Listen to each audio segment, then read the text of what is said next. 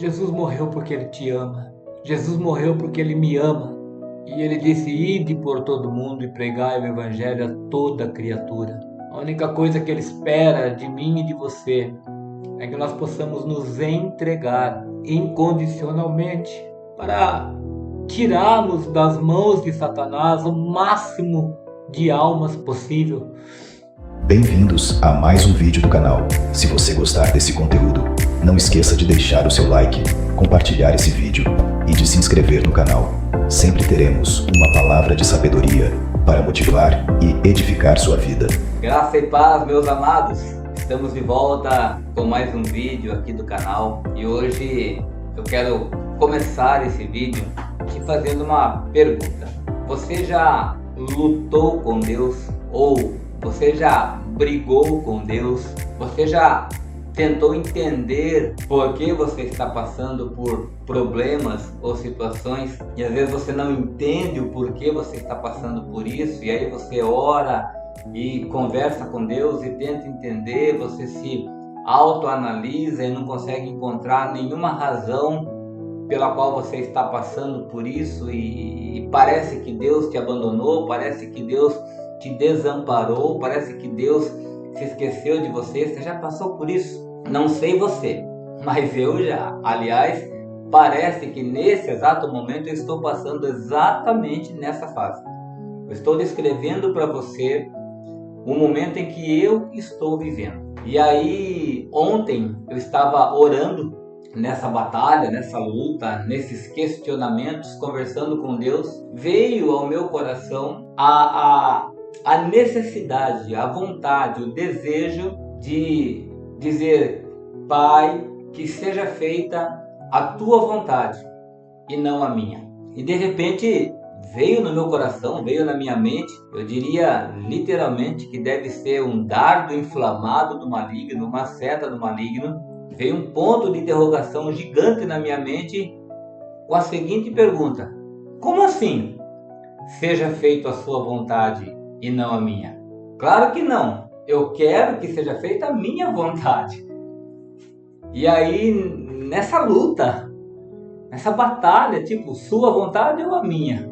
Me veio a lembrança, o momento em que Jesus usa essa fala. No momento em que Jesus está conversando com o Pai, e ele usa exatamente essa fala: Pai, que seja feita a tua vontade e não a minha. E é sobre isso que eu quero conversar com você hoje. A partir desse vídeo, a partir de hoje, eu estou começando uma série a respeito das fases do sofrimento de Jesus. Do momento em que Jesus foi até o jardim do Getsêmani para orar, onde o seu suor se transformou em gotas de sangue. Desse momento até a sua morte, nós vamos estudar à luz da palavra de Deus. E nós vamos entender que nesse processo todo, Jesus passou por várias fases. A evolução do sofrimento de Jesus passou por várias fases. Eu não sei se eu vou conseguir me manter calmo como eu estou agora para falar sobre isso. Eu sou uma pessoa muito emotiva, eu sou uma pessoa... Eu amo demais a Jesus, e quando eu começo a falar do seu sofrimento, das suas angústias, eu não consigo me controlar. Então, caso você me veja chorando, caso você me veja cortando o vídeo, não se preocupe. Entenda que é o Espírito Santo de Deus que trabalha no meu coração e que me faz ter esse sentimento de tentar entender e amar cada vez mais ao Senhor Jesus. Então, para que nós possamos entender essas fases, eu quero convidar você a passear comigo pela Bíblia. Se você tem me seguido, se você já é inscrito aqui do meu canal e se você tem me seguido, você deve saber que eu uso a Bíblia como referência absoluta de todas as minhas pregações. Eu acredito na Bíblia de Gênesis a Apocalipse. Eu acredito que cada vírgula, cada tio, cada parágrafo da Bíblia, cada palavra da Bíblia, ela é a palavra de Deus, é a voz de Deus falando comigo. E eu procuro ler, eu procuro interpretar para tentar extrair dali o que Deus realmente quer falar conosco através dessa palavra. Eu não sei quanto tempo vai durar esse vídeo, quantos vídeos serão necessários para que nós possamos esgotar esse assunto das fases do sofrimento de Jesus, mas eu quero insistentemente convidá-lo a permanecer comigo. Fique comigo nesse vídeo. Eu não estou preocupado, sinceramente, eu não estou preocupado com a sua audiência. É claro que eu quero seguidores no meu canal. É claro que eu quero o máximo de número de visualizações no meu canal. Mas nada disso fará algum sentido se você não for tocado pelo Espírito Santo de Deus. Desde o começo que eu comecei a gravar vídeos aqui, eu disse, eu tenho um chamado. Deus me chamou para pregar a sua palavra, para revelar a sua palavra de uma forma muito simples, de uma forma muito compreensível. E eu ficava reclamando com Deus, eu falava, mas eu não tenho hoje uma igreja, eu estou morando numa cidade onde ninguém me conhece, ninguém sabe quem eu sou. E aí, por muito tempo eu questionei a Deus a respeito desse assunto. E aí o Senhor vinha me mostrando que eu posso usar o canal do YouTube para ministrar a sua palavra, porque ela vai alcançar o máximo de pessoas possível. Então, a minha preocupação não é com a quantidade de números de inscritos, não é com a quantidade de visualizações, mas a minha preocupação é que o Espírito Santo de Deus, através dessa palavra, toque o teu coração. Se você ainda não entregou a sua vida ao Senhor Jesus, que essa palavra te leve a esse desejo de aceitar ao Senhor Jesus como seu Salvador. Curioso que, lendo essas passagens, eu comecei a perceber o quanto nós, seres humanos, somos mesquinhos, somos ingratos, somos levianos com relação a Deus. E eu te convido a entrar comigo nesse universo do amor, da graça e da misericórdia de Deus. O texto que nós vamos começar a usar como base está registrado no Evangelho de Mateus, no capítulo de número 26, e no verso 31 está escrito dessa forma: Então Jesus lhes disse, todos vocês, esta noite, vão se escandalizar em mim, porque está escrito, ferirei o pastor, e as ovelhas do rebanho se dispersarão. Nós estamos no capítulo 26 de Mateus, onde Jesus estava celebrando a sua última Páscoa. Era dia de Páscoa, ele havia se reunido com os seus discípulos, estavam à volta da mesa, e aí, num dado momento, Jesus então começa a trazer essa narrativa, dizendo, todos vocês, esta noite, vão se escandalizar em mim. No verso 32 ele fala, mas depois de eu ressuscitar, irei adiante de vós para a Galiléia. Pedro então disse, presta atenção, Pedro disse, ainda que todos se escandalizem de ti, eu nunca me escandalizarei.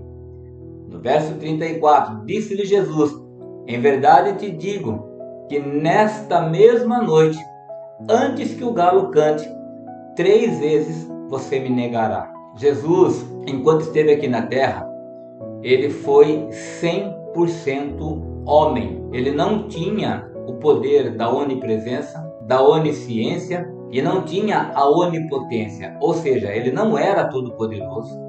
Ele não poderia estar em todos os lugares ao mesmo tempo. E ele também não tinha o poder, a onisciência, a capacidade de ler os pensamentos dos homens. Mas a Bíblia fala que no dia em que ele estava sendo batizado, o Espírito Santo de Deus veio sobre ele, e todas as obras que ele realizou pelo poder do Espírito Santo. Então o Espírito Santo não só trazia ao coração de Jesus aquilo que estava passando no pensamento dos homens, como também o Espírito Santo fazia com que Jesus se lembrasse das coisas que ele já tinha visto desde a fundação do mundo. Então ele não era onisciente, mas o Espírito Santo de Deus trazia à sua memória, ao seu coração, coisas que ele já tinha vivido e coisas que ele precisava saber. Por isso é que ele sabia exatamente o que ia acontecer e pelo que ele iria passar. Quando ele fala então que Pedro o negaria, no verso 35 Pedro responde: ainda que me seja necessário morrer contigo, eu não te negarei. E todos os discípulos disseram o mesmo. Eu estava orando ao Senhor e tentando entender por que o Senhor me trouxe nessa palavra, nessa mensagem. E o Senhor trouxe muito claro ao meu coração e eu quero compartilhar isso com você hoje. Nós estamos vivendo um momento na Terra onde estamos nos distanciando cada dia mais de Deus e parece que toda a nossa fé, toda a nossa confiança, ela está depositada nos homens. As pessoas, elas acreditam que estão cercadas de amigos, de pessoas em quem elas podem confiar. Algumas pessoas têm amigos de grande poder aquisitivo, de grande influência na sociedade, e parece que por causa disso, por causa do seu laço de amizade, ou por causa do seu networking, ou por causa dos seus relacionamentos, você se sente totalmente independente de Deus. Você se sente autossuficiente e Deus está ficando cada vez mais distante. Exatamente o que está acontecendo comigo. Eu já tive e tenho amigos maravilhosos. São poucos, mas são pessoas que eu sempre acreditei que se algum dia eu passasse por um momento difícil, essas pessoas, esses amigos, não me abandonariam. Eles me ajudariam, eles me socorreriam. Só que agora eu estou passando por um momento terrível na minha vida. Alguns desses amigos até já me ajudaram e mais de uma vez. Só que ajudou uma vez, ajudou duas vezes e a minha situação continua a mesma. O que acontece? Eles disseram: Juvenal, agora você está por sua conta. Então todas aquelas pessoas em quem eu havia colocado a minha confiança me abandonaram. Os meus familiares não podem fazer absolutamente nada por mim. Parentes, amigos, seja lá quem for, ninguém pode me ajudar. Embora alguns até queiram me ajudar, mas todos apresentam situações dizendo: olha, no momento a minha situação está difícil, no momento eu até gostaria de te ajudar, eu sou solidário com a sua situação, mas eu não posso te ajudar. E eu estou me sentindo absolutamente sozinho. E é justamente por estar me sentindo assim absolutamente sozinho é que eu fui orar, é que eu fui chorar, é que eu fui buscar a Deus. E quando eu fui buscar a Deus, parece que nem Deus quer me ouvir. Parece que até Deus está me desamparando, parece que até Deus está longe de mim. E eu agora então, na angústia da minha alma, na angústia do meu espírito, eu comecei a chorar e comecei a orar, e Deus começou a revelar essa palavra para mim, palavra essa que eu quero trazer para o teu coração. Eu até cheguei a comentar com a minha esposa: eu não sei se algum ouvinte, se alguém da minha audiência precisa ouvir essa palavra, mas se essa palavra não servir para absolutamente ninguém, pelo menos para mim ela está servindo. Eu estou pregando para você aqui e ouvindo Deus falando claramente ao meu coração. Por quê? Pedro disse: ainda que seja necessário morrer contigo, eu não te negarei. E todos os outros discípulos, com exceção de Judas, disseram o mesmo: nós também morreremos por ti. Jesus não disse nada diante dessa afirmativa dos discípulos e seguiram então para o jardim do Getsêmani, porque Jesus precisava orar. A hora estava chegando. E ele sabia disso. Então veja, eles estavam os 12 participando ali da última Páscoa, que Jesus participou. Jesus anunciou que Judas o trairia. Judas então sai agora da casa. Judas vai fazer aquilo que ele estava destinado a fazer. E Jesus pega os 11 que ficaram com ele e vão até o jardim do Getsêmani. E eu quero que você venha comigo para o verso 36 do capítulo 26, que diz assim: então chegou Jesus com eles a um lugar chamado Getsêmani e disse aos seus discípulos: assentai-vos aqui, enquanto eu vou além orar. Veja que ele deixou 8 ali. Por que eu estou dizendo que ele deixou 8? Porque quando ele disse eu vou além orar, no verso 37 diz o texto: e levando consigo Pedro e os 2 filhos de Zebedeu, ou seja, Tiago e João, então eles continuaram ainda andando mais um pouco. Eles continuaram indo além. Nesse caminho, indo além, indo um pouco mais adiante, enquanto Jesus estava com esses 3, o texto diz no verso 37, e levando consigo Pedro e os 2 filhos de Zebedeu, Jesus começou a entristecer-se e a angustiar-se muito. Então, no caminho, Jesus disse para os discípulos: a minha alma está cheia de tristeza até a morte. Fiquem aqui e vigiem comigo. Já era noite, ele queria orar, queria ficar tranquilo, e ele pediu para Pedro, Tiago e João ficarem ali vigiando, enquanto ele ia um pouco mais adiante. Verso 39. E indo um pouco adiante, prostrou-se sobre o rosto, orando e dizendo: meu Pai, se é possível, passa de mim esse cálice. Todavia, não seja como eu quero, mas como tu queres.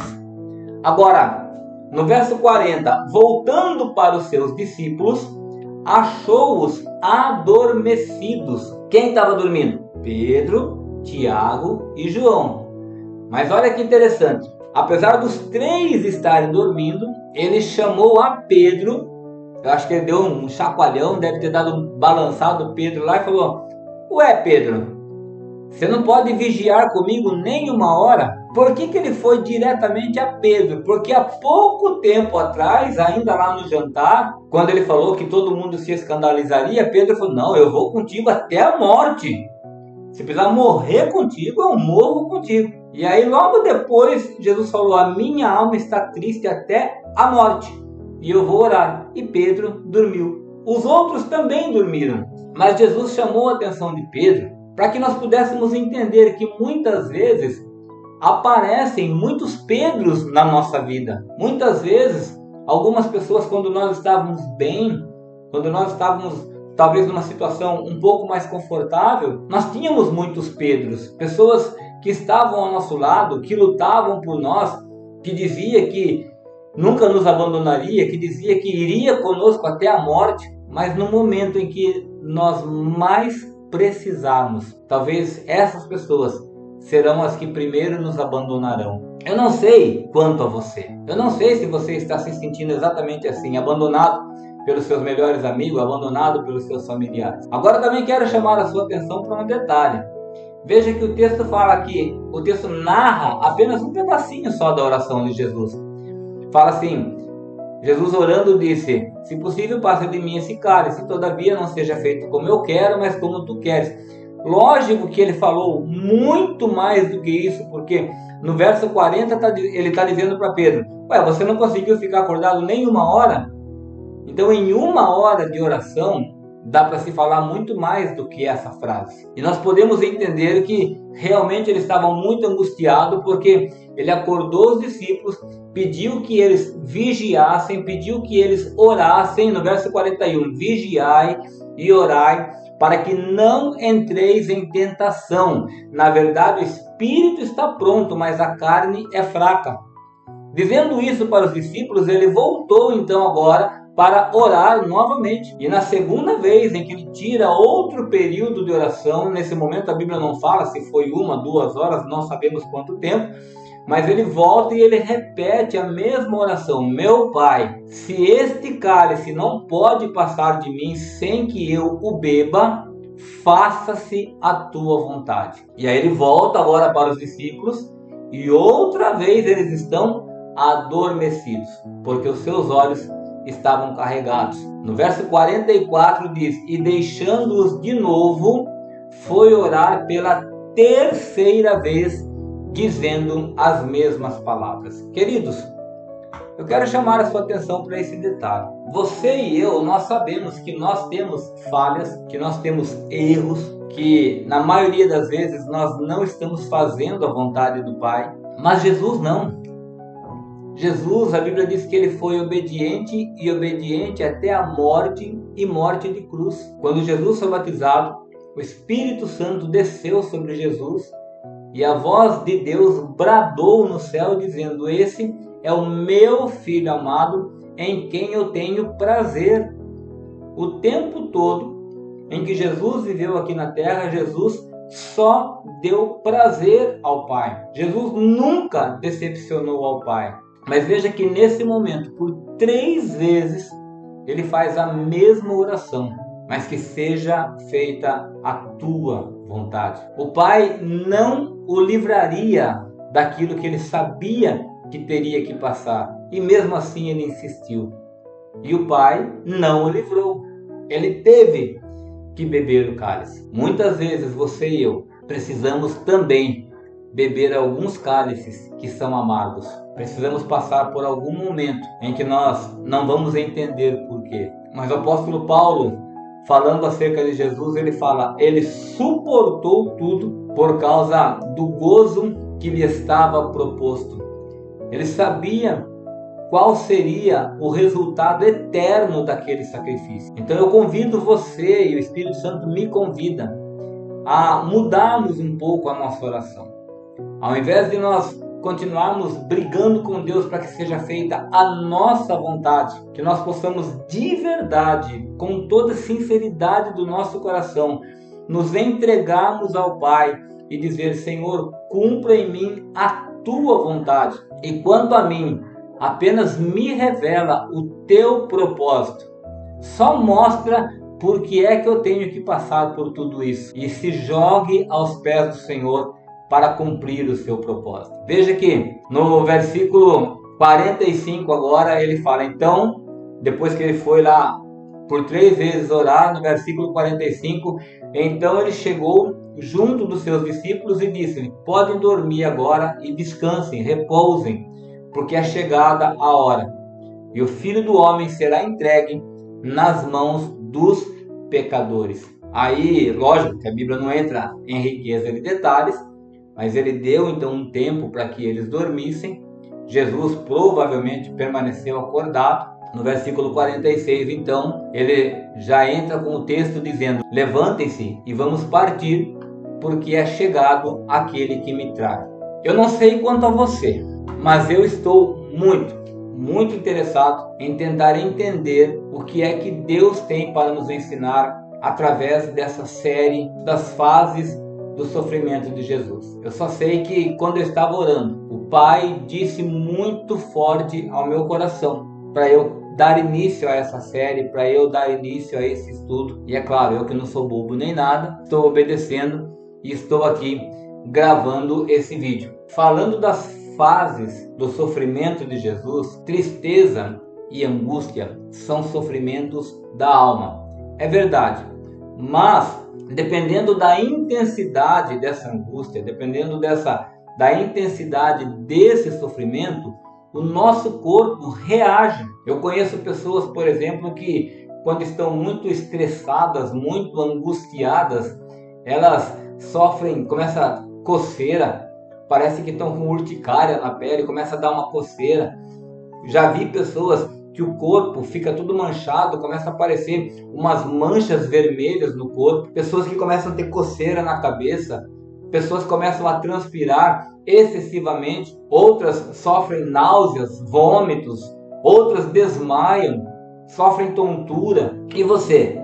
Quais foram os sintomas que você já sentiu diante de sofrimentos e angústia? Escreve aí para mim nos comentários para que eu possa interagir com você, para que nós possamos entender a que nível chega a sua angústia, o seu sofrimento.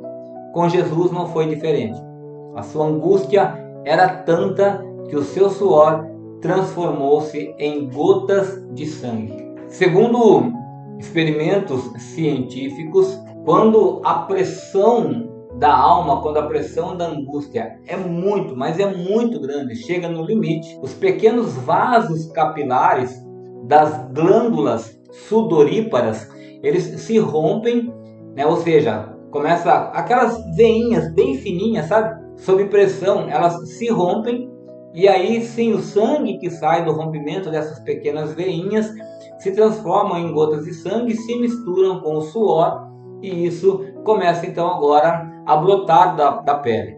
Só que para acontecer isso, A intensidade da angústia tem que ser algo extremamente no limite. Foi assim que Jesus se sentiu, por minha causa e por sua causa. Aí algumas pessoas podem perguntar, tá, mas se ele não era onisciente, como ele sabia o que ele ia passar? Eu já disse que o Espírito Santo de Deus revelava isso para ele. E só para evidenciar essa verdade, vamos voltar um pouquinho lá no Evangelho de Mateus, no capítulo 20. Nós estávamos lendo no 26, mas olha que lá no capítulo 20, um pouco antes desse acontecimento, no verso 17, o texto diz assim: subindo Jesus a Jerusalém, chamou em particular os seus 12 discípulos no caminho e lhes disse: nós vamos para Jerusalém, e o Filho do Homem, ou seja, eu, serei entregue aos príncipes dos sacerdotes e aos escribas, e me condenarão à morte. Me entregarão aos gentios, para que eles escarneçam de mim, para que eles me açoitem e me crucifiquem. Mas ao terceiro dia eu ressuscitarei. Então ele sabia que ia ser escarnecido, que ia ser açoitado, que ia ser crucificado.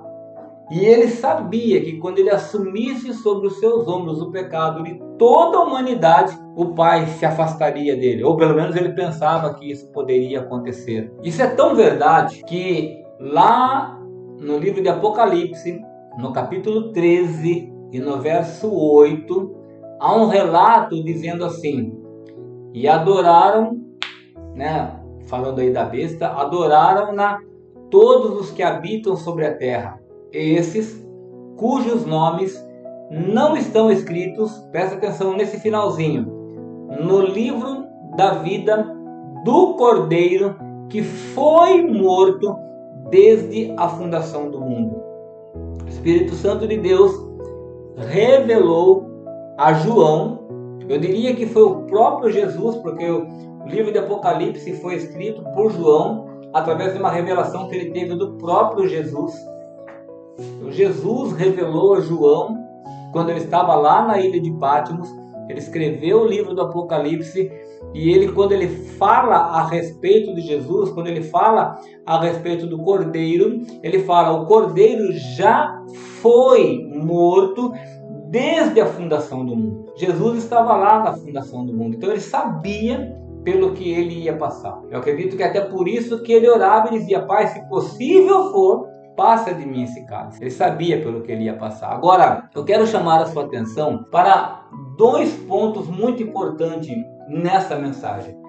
O primeiro ponto, que é prioritariamente importante, absolutamente importante, é que você reconheça nisso tudo o amor de Deus pela minha e pela tua vida, por ter dado seu único filho, seu filho unigênito, para morrer na cruz, para perdoar os meus e os seus pecados. A palavra do Senhor diz em João capítulo 3, verso 16, porque Deus amou o mundo de tal maneira que deu o seu Filho unigênito para que todo aquele que nele crer não pereça, mas tenha vida eterna.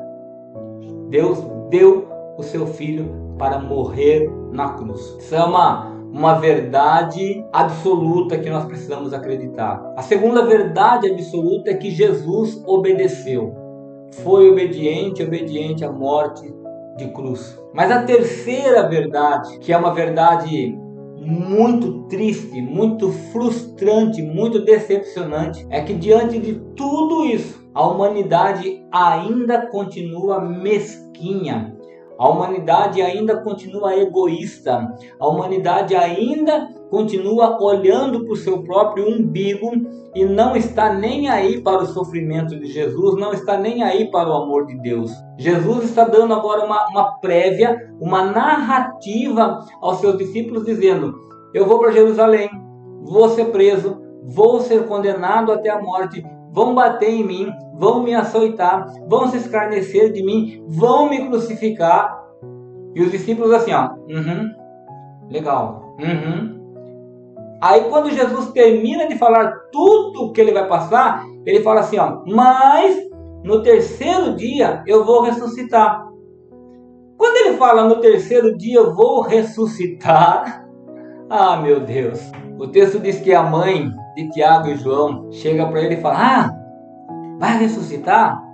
Então quando você subir para a glória, e quando os meus filhos morrerem e for para lá também, permita que um se assente à sua direita e outro à sua esquerda. Quando eu li isso, eu falei: oi? Como assim? Jesus estava acabando de trazer uma narrativa de como seria o sofrimento dele.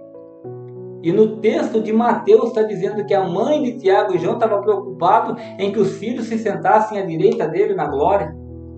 No Evangelho de Marcos, nem fala que foi a mãe. No Evangelho de Marcos, fala a partir lá do capítulo 10 de Marcos, no verso 35, fala: aproximaram-se dele Tiago e João, filhos de Zebedeu, e disseram assim: ó, mestre, queremos que nos faça o que pedimos. Olha só, Jesus falou: eu vou apanhar, eu vou sofrer, vão se escarnecer de mim, vão me crucificar, eu vou morrer.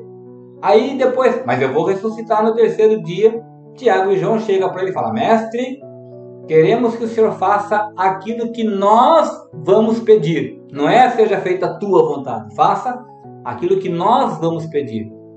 E Jesus responde então, na maior calmaria do mundo: o que vocês querem que eu faça? E eles disseram: concede-nos que na tua glória nos assentemos, um à tua direita e outro à tua esquerda. Ora, faça-me o favor, o que é que você está pedindo para Deus?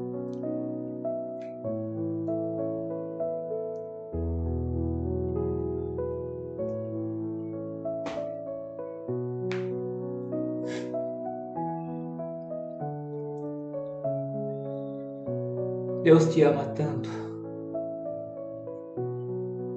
Deus me ama tanto.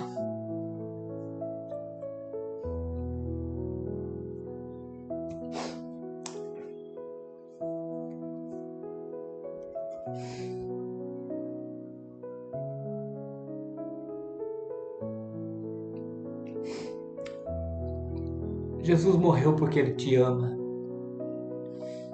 Jesus morreu porque Ele me ama. E Ele disse: ide por todo mundo e pregai o Evangelho a toda criatura. A única coisa que Ele espera de mim e de você é que nós possamos nos entregar incondicionalmente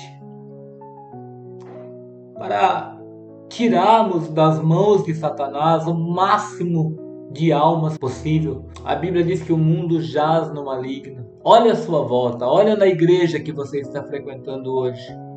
Quantas curas você vê por semana, por dia? Quantos paralíticos levantam da cadeira na igreja que você frequenta? Quantos demônios são expulsos? Aliás, é mais fácil você ver demônios sendo expulsos do que paralíticos sendo curados. Quantos milagres você tem visto? Nós estamos vivendo num tempo em que a única oração que nós sabemos fazer é a nosso favor.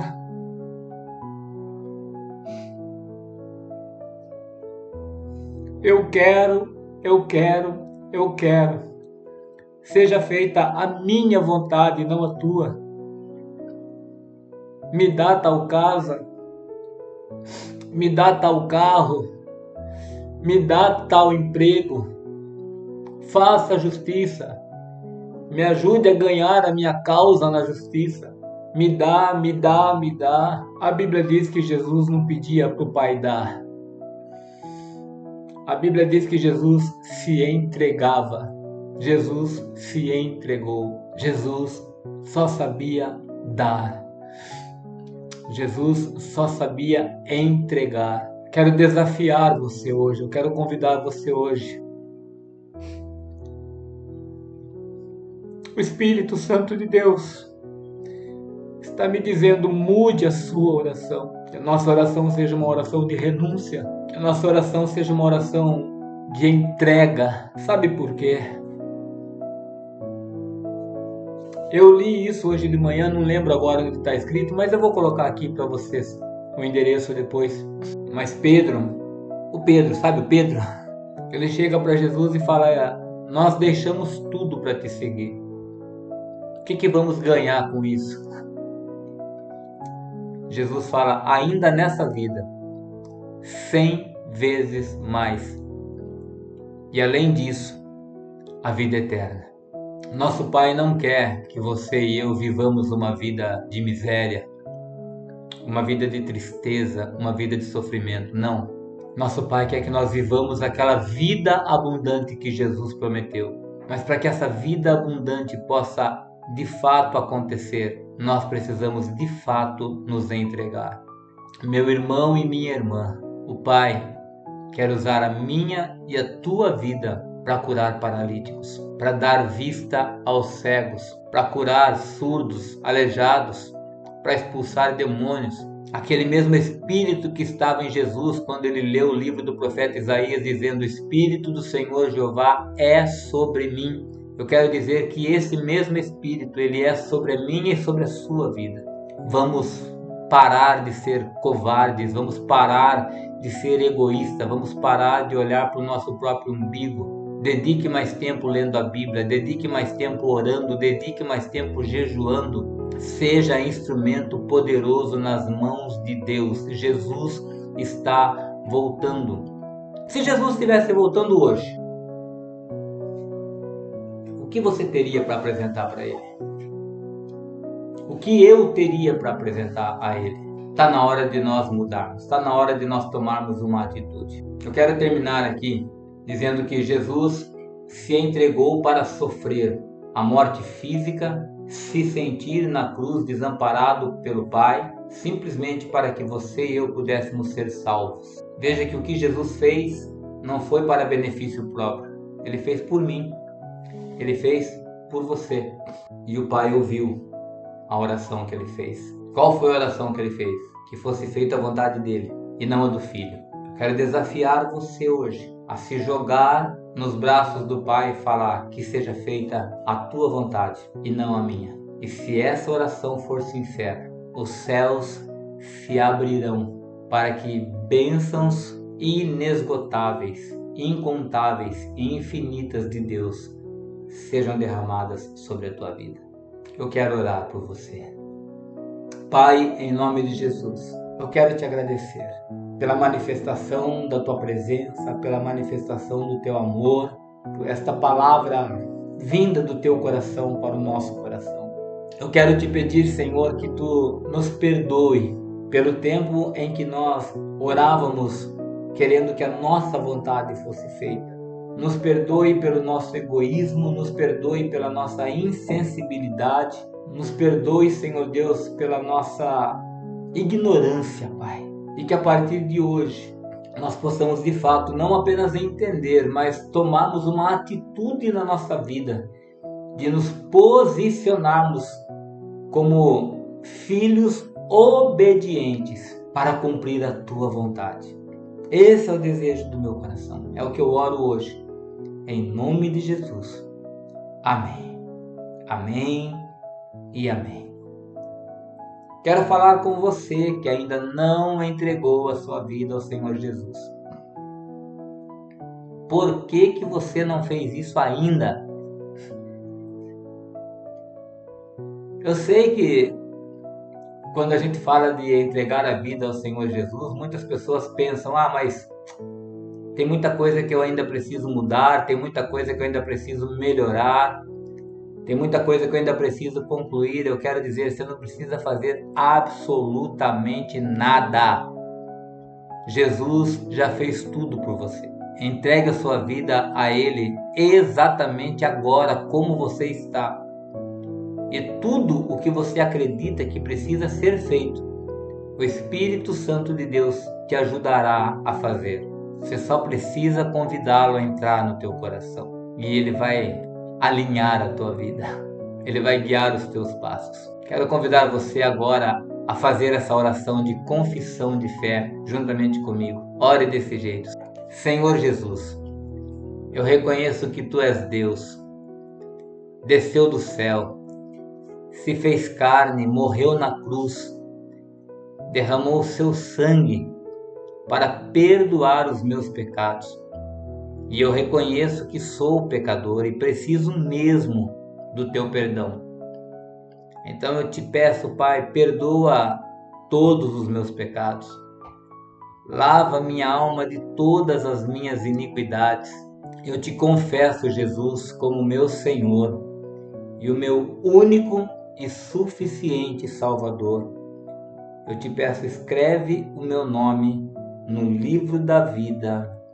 Amém. Pai, eu quero agora, ainda em oração, entregar nas tuas mãos essa pessoa que acabou de fazer essa oração entregando a vida ao Senhor.